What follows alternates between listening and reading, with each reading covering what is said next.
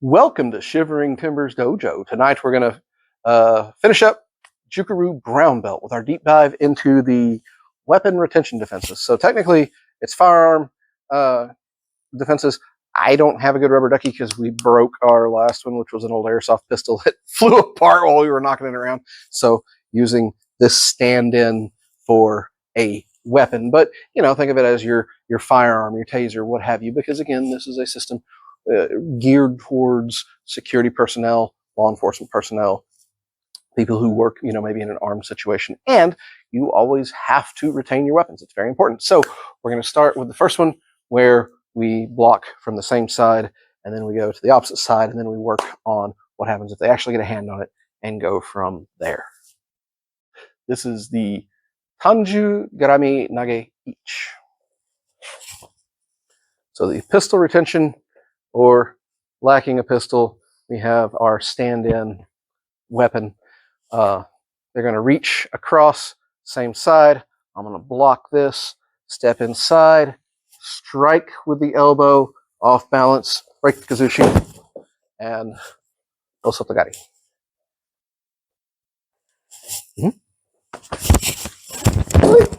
All right, so let's talk about what we're doing and why, and so on and so forth. Okay, so we are assuming for this that they didn't actually get a hand on the weapon.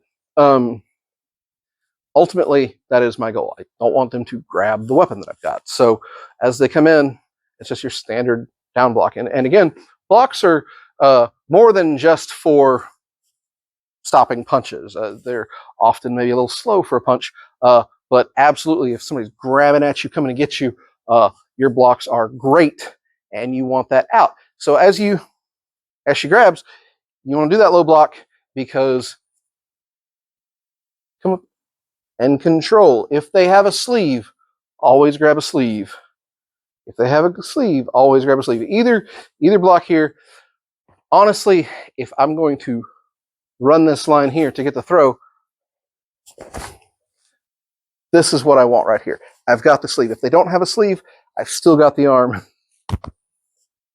Now, again, because we're dealing with weapons, things have gotten serious when they're trying to grab your weapon. Ergo, we don't want to be nice with this. So how do we make this less nice? Yeah. So she steps in, I grab this, and I elbow to the face and or throat. Grab here. Now that's really breaking that kazushi, and the leg sweep or the osotogari is almost unnecessary at that point. Osotogari is really your best throw from there. You could throw otoshi and drop them, like maybe if you're trying to cuff them afterwards. But if they're actively going for my weapon, I would far rather, instead of going for the otoshi and go down with them, go for the osotogari, get free, and make sure that I have control of the weapon in the situation before I go any further. Other side. Boom. Hit that right there. Come inside. Hit that right there. And again, because now I can back up, get to my weapon, and do it. I'm right-handed, you know, so I'd probably wear a pistol on this side. However, learn it for lefties. Learn it for, you know, they might not be trying to grab a pistol if you were wearing a pistol on one side and a taser on the other. Both things you don't want the other guy to get. That's a bad thing for you. So make sure you practice both sides, especially if you wear your weapons, you know, depending on how your loadout is, protect that weapon. So again, they come in, again, to block to here. And if they're really trying to grab it, locking that thing up right there is quick and intuitive, and we like that. And we couple that with a strike to take their attention, because ultimately, if they come in trying to grab this and I come and get it. And now we're fighting for it, and this is a terrible idea. I don't like that. Instead, what I'm going to do is I'm going to rely on my grappling and striking skills to control the situation, control my opponent, and now I can worry about a weapon if I need to. Remember, they haven't attacked me with a weapon at this point. They're literally trying to get my weapon to attack. So I need to rely on my unarmed skills, because if I'm trying to pull a weapon in here where they can maybe get hands on it, that's a terrible idea. I would rather control them first, and then control my weapon. So other side. I can do it this way if I want to, again. So it's just here, here. It's whatever works for you, what you can get. You know they're coming here. So again, and again, that breaks the kazushi right here. I'm being kind. If you want to work with some resistance, work with some resistance. They come in, they're going to grab this thing. But be gentle with your uke with this strike, because an elbow to the face is nobody's idea of a good time. Pull this in, move this offline, and then your nice big sweep. Nice easy fall for your uke, and you can train this pretty hard. So that is our first firearm retention technique. Good job. This is the Tanju Gatame nage ni. So the second weapons retention defense, now they're reaching with the opposite hand. We're still coming down to block, and now we're coming up here, take them down. You can come on up. I was going to do this fast. Okay. It's okay. All right, other side. Let's do the other side. So again, block here, come around, boom, down to here. And you can follow them up, squish them up, and retain your weapon if you need to. All right, so let's talk about what we're doing and why. All right, so again, once again, we broke our airsoft pistol that we were using. So this is really, think about pistol, but it could be a knife. It could be a baton. It could be, nightstick, pepper spray, something that they can use against you. Heck, could be your cell phone, really. If you're a nerd like me who likes to wear the hip-mounted cell phones, again, something they don't need to have. So before they reached with the straight grab, and we blocked this way. Now we're reaching with the opposite grab, so we're blocking this way. There's a couple ways you can do this. You can come to here, pull them up into here, pull them up into here, and right to there. It's a little further to get into the armbar to take them down. If you can, really this is much easier to get to that grip. Right to here. But ultimately, get the block. Because ultimately getting the block and getting their hand free from your weapon and getting them moving is what's truly important here. So as they come in and they hit this, grab to here. Now from here, they keep pushing. They really want to get that weapon. You keep turning away, turning away, turning away. And oh, look, I've turned away and turned them down. Bend this up, get control, do what I need to do.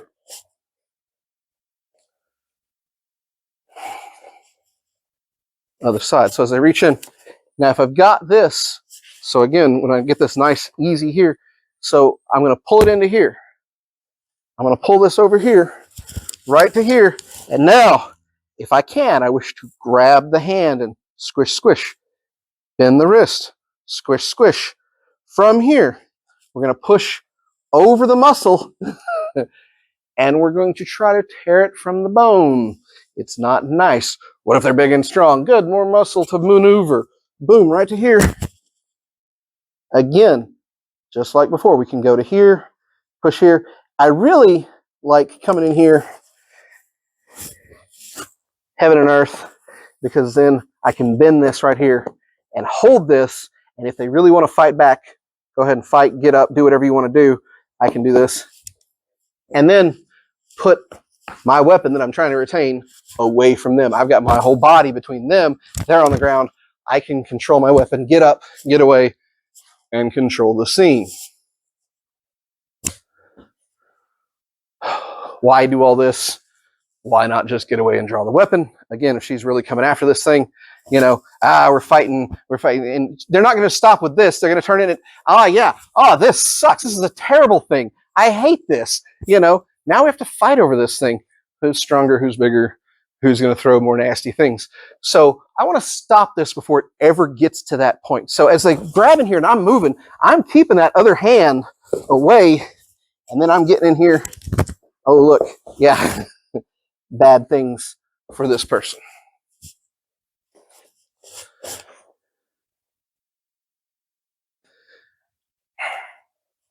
It's not always the easiest thing to take somebody down with an armbar. We're going to pick on this shoulder. It's a little easier on you. but we're going to use our body weight versus one joint, and we're going to use the motion of our body to do it as they come in. So we can get this and keep moving, keep moving, keep moving, keep moving, keep moving, keep moving, keep moving. Oh, and then, yeah, I changed direction real quick and really bring it in. Drop that knee down, pull it up. If they try to get up and fight this, yeah, put some weight in there. There we go. So remember, the way we make the arm bar really prosecuted, let me get real slow on this side. Coming into here, remember, grab the hand, bend the wrist, just behind the elbow, right here on the tricep. You can push the elbow, you can do this. There's 100 different ways to do it. It's really fun to come over and run that muscle right off the bone. And if you are causing, so think about it, you're causing discomfort, discomfort, discomfort, discomfort, 4 different places. At this point, they're worried about survival and they're going to eat dirt, which is what you want, because again, if they're going in for one hand, they're going to go in for another soon enough. Get it away. Get this thing safe. Keep your body between them so that they can't get, ultimately, the weapon to change the situation. Good job. This is Tanju Gatame nage san. So once again, pistol retention. I don't have a pistol. Got my trusty knife with me. And this is really, it's for pistol. We assume most security guards, most law enforcement are going to have a pistol, but it could be a knife, could be a nightstick, could be a taser, could be whatever you have that you don't need that other person getting out. So previously, they reached in and we blocked them before they got here. Or they reached in and we blocked them before they got here. This time, they've got a hand on it. So now we really have to control this thing. So the one thing we don't want them to do is retrieve this. That is bad for me. This is terrible. All right. So if they get a hand in here, we got to reach in and grab this thing. If they have a sleeve, always, always grab the sleeve. It just makes your life so much easier. But if they got a sleeve and a wrist, boy, I'll grab both of those. Yeah. Now, from here, we're going to turn in. Okay. Somebody called me out. They're like, oh, that doesn't look like perfect Taitoshi. No. We're going to do Taitoshi. It's not going to look like perfect Taitoshi. Why? 2 reasons. One, my knees are dead. I've already had surgery on them. I'm going to have more surgeries in the future. But my knees are bad, but I am going to bend my knees. Second reason is we're not going to get the perfect grip for Taitoshi, but we're going to get a good enough one. So we come in here. You could do the classic grip from here, but it really kind of gets you in close with how this has to be, since this is pretty much locked on, because I ain't going to let go easy.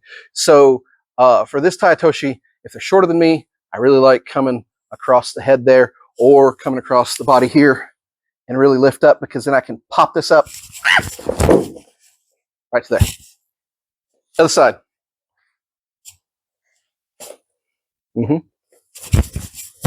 Hey! There we go. All right. So I did that around the head, did that around the body. Now, this same thing here, let's go back to here. This same thing works for the other hand. If they've got this hand on, again, grab the sleeve if you can. Grab here. Step across. This works real well.